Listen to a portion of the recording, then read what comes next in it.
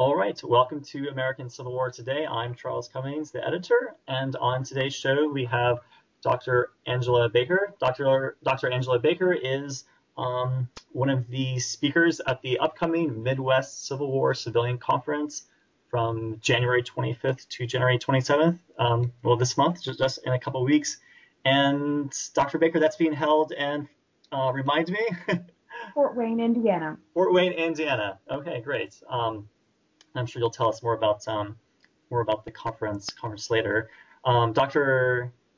Baker holds a BS, MS, and PhD in biology, as well as an MS in educational administration. Previously worked for Auburn University and is currently teaches at Front Range Community College in Fort Collins, Colorado. Okay, welcome to the show today, Dr. Baker.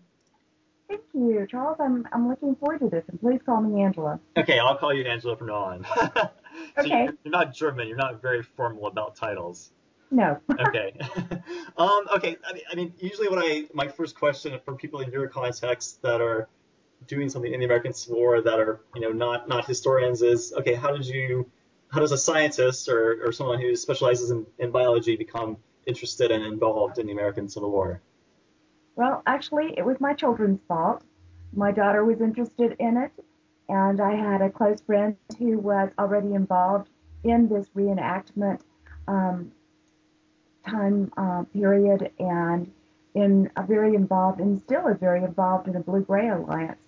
And she introduced us, and when my youngest son was a history major, and he continued the tradition, somehow people found out I was a scientist and started asking me to talk about scientific topics, and there you go. I'm still in it. Okay, so I mean, you're a speaker at the conference. Can you maybe kind of elaborate on are you part of the conference every year, and kind of what is your role within the conference? I'm currently on the board, so yes, I will be going to the conference, and I have attended. I attended for a number of years before and spoke before I became a board member. But now that I'm working with the conference, yes, I think they're going to expect me to be there, and I am also speaking this year. Okay, okay. How many years has the conference It been occurring? began in 2002. Okay, so I guess this is year 11, is that right? Maybe? Yes. Okay, great. All right, so let's kind of move in, and you can maybe talk to us about what some of the highlights of the conference this year and what's going to be going on there. Well, first of all, let me just say that this particular organization, the Midwest Civilian Civil War Education Group, was formed to allow reenactors and other people interested in the Civil War as a civilian to become more educated in the field. And so the conference itself has very varied programs. There are workshops that cover everything from how to be a first person, how to find the perfect eyeglasses, how to cook the perfect food, how to knit, etc. Even this year, because we're going to be in Fort Wayne, where there's an extensive genealogy facility, we'll even be doing some genealogy work. The conference also is important because so many things that are primarily for reenactors are more for clothing or sewing, and a lot of them have just the women's perspective. But as we know, during the Civil War, there were a lot of civilians that were not just women in ball dresses. And so it's important to educate people how to portray this particular first person that was an everyday life person. Maybe working in a dry goods store, maybe working in a factory, maybe it is an upper class impersonation. But not only would there have been females, but there would have been males, lots of them that were not a part of the battlefield, and also those that were children. So this conference seeks to educate people that on the entire civilian impersonation and basically what civilians were doing during the Civil War. What type of, I mean, what are your, I guess my question is, what kind of people are attending the conference? Are they primarily civilian reenactors, or is it people that are just more interested in history and from an educational standpoint, or something else? Primarily, the people that attend this conference are reenactors, although there are people that attend this conference just because they're interested in the Civil War period and interested in the kinds of topics that we are talking about. So you get a little bit of a mix, but I'd say primarily people here are reenactors. And some of them are very experienced reenactors, and some of them are just interested in getting into reenacting. We also have people from the park services, some living history museums, that sort of impersonator that attends this conference to get more education about their period. And so the people attending, are they just going to be, are they normally civilian reenactors, or are they, I mean, because usually when people say reenactors, I think the more common view is, okay, the person out there shooting, shooting the musket. So then people usually say civilian reenactors, sort of distinguish between the two. I mean, Yes, which these group? people would be civilian reenactors. There's probably a few people there, a few men there that have been or are soldiers. But a soldier's time period in terms of their age during the Civil War would have been fairly young. And a lot of people that are in this hobby or have been in this hobby are getting too old to portray that particular person and as a soldier, and so they are beginning to get into civilian reenactment. Yeah, it's interesting you say that. When I was at the 150th anniversary of Fredericksburg in December, I met a husband and wife, and they were civilian reenactors, and they both commented on how much more they liked being a civilian reenactor than the actual reenactor out there with the gun. I guess it's so maybe a bit less stressful to a certain extent. Well, I've never been on the battlefield as a soldier. I have been on the battlefield as portraying a nurse or portraying somebody called into nursing duty on the spot. It is pretty hectic on the battlefield, a lot of noise, a lot of action. But I think when you are portraying a civilian, you really get to become an individual and portray somebody that becomes very real to you as opposed to a nameless soldier. And oftentimes that's what battlefield reenactment consists primarily of. So you're saying these civilian reenactors, they find an actual historical person and then they try to emulate them. Sometimes, and sometimes they create someone who would have lived in that time period.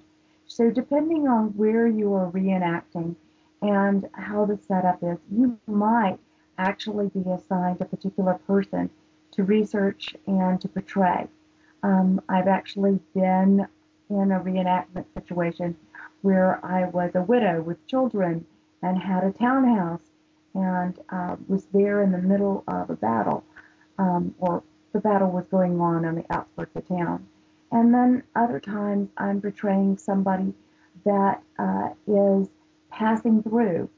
I try to use basically my life story as a basis for my first person reenaction because it's easier to keep the details straight and you can be more true to a character that way.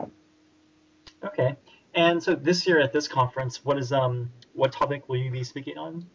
I'll be talking about pipes, sanitation, and night soil. And basically, we're talking about public health during the Civil War time period and previous to that. Um, Maybe a good way to think about it is urban infrastructure.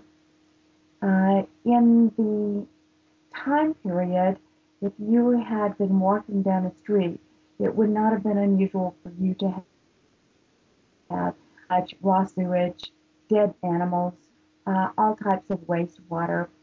And one of the hallmarks of good civilization and healthy civilization is clean water.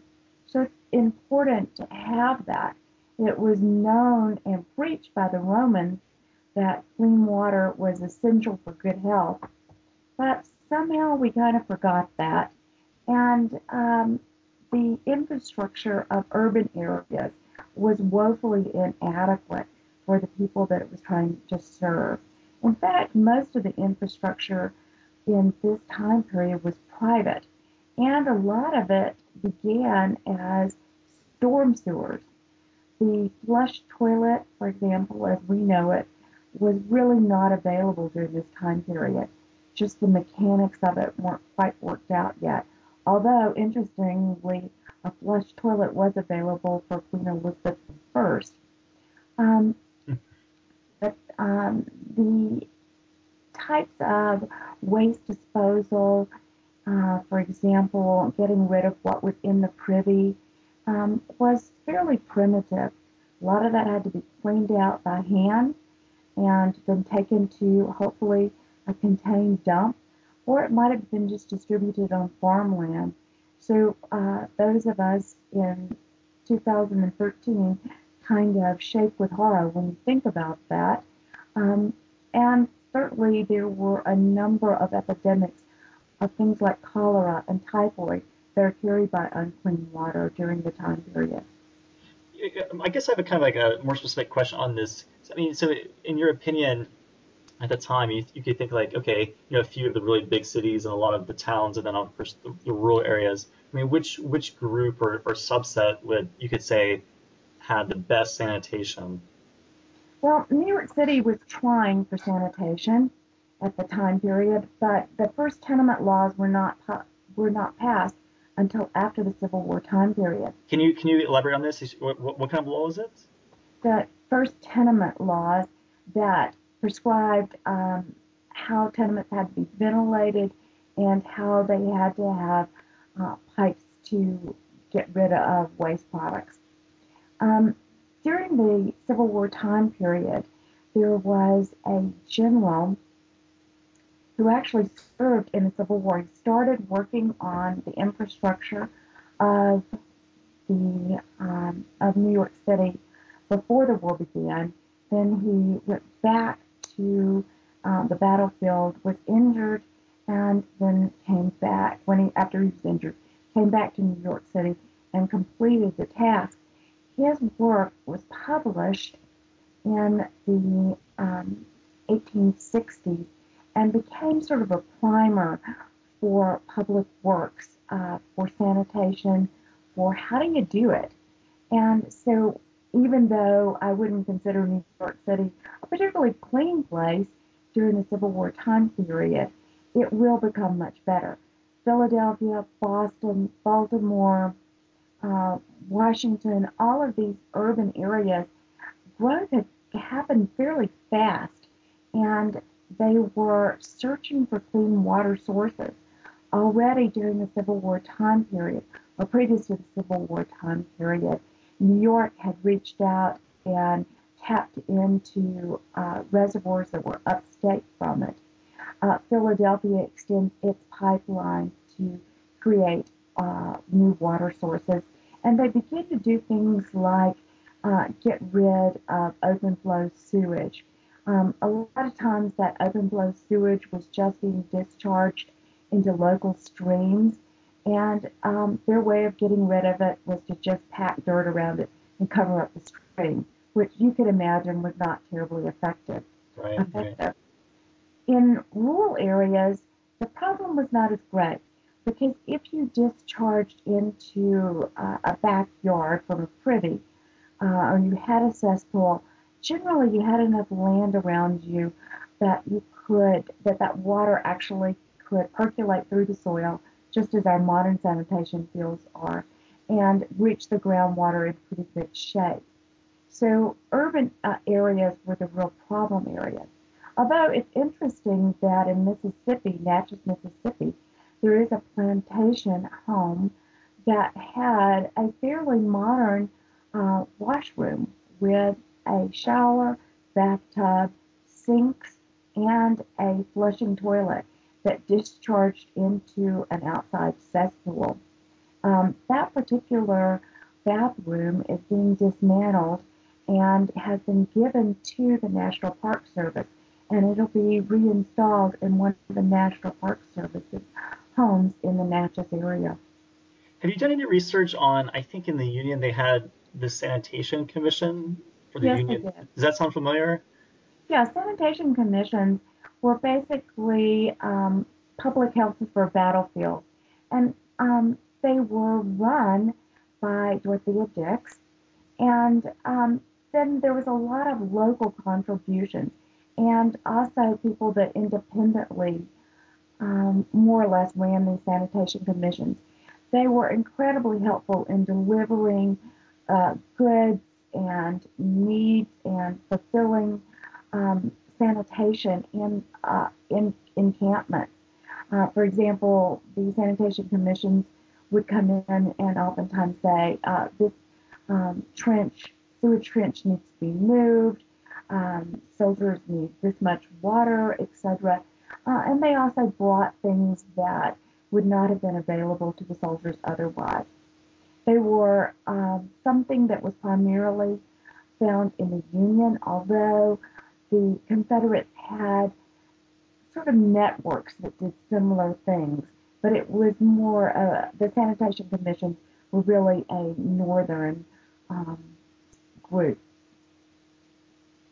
I guess maybe kind of like another question on this, like in my mind is, by this time, if you think about the American Civil War, a lot of large infrastructure, had already been built and was being built. Think railroads, um, and of course, a lot of the, all the forts along, protecting the coast. I mean, what was it that kind of maybe kept sanitation, you could say, like a couple decades behind, like, the other technology was progressing? Was it just like a lack of public will, or was it just not really seen as a high priority as, say, railroad expansion, which had really kind of really specific and easy to see benefits?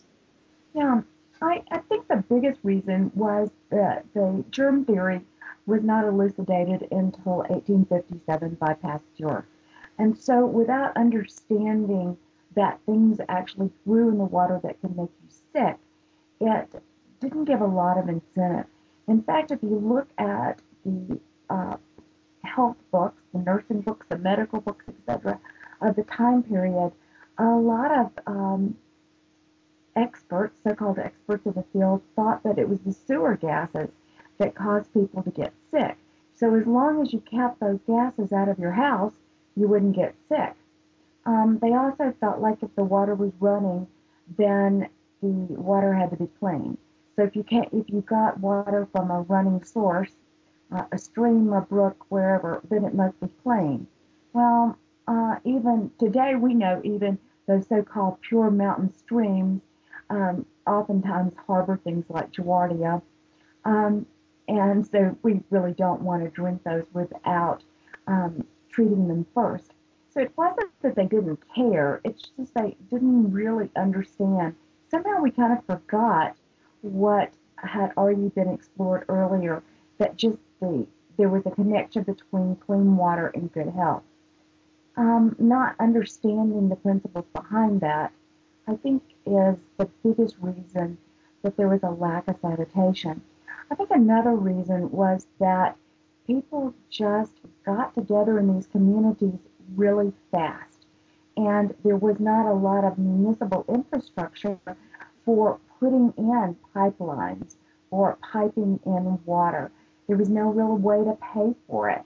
So they might say, oh, we need this sewer system. We need to pump in clean water, but who's going to pay for it? So that's why there's so much of the pipes, etc., that were available at that time period were actually private ones. And then, too, there's the trouble of what kind of pipes do you put in? Um, the first settlers in this country, and it continued, put in wooden pipes because people working in metals were not doing pipeline kind of things. Your typical metal worker was somebody like the blacksmith or the tinsmith, and they were busy doing something else. And it wasn't thought that digging a trench and putting in a pipeline was a very specialized task. Those wooden pipes stayed in place for a long time. In fact, in Philadelphia, when they dispensed with their wooden pipes and replaced them, they actually sold their pipes to someplace in New Jersey, and those pipes stayed in place until the late 1800s. Wow. That's impressive. Yeah. Yes. Even the whole idea of how do you get rid, how do you discharge this effectively was interesting all through the country. If you look in Charleston, there was actually a flat sewer line. It went out into out through the Charleston Harbor, and the way it worked was by tidal gates. And so as the tides came in, you would get a flush of water and then an outflow of water. It was sort of like the same principle that was used with the rice gates with the cultivation of rice.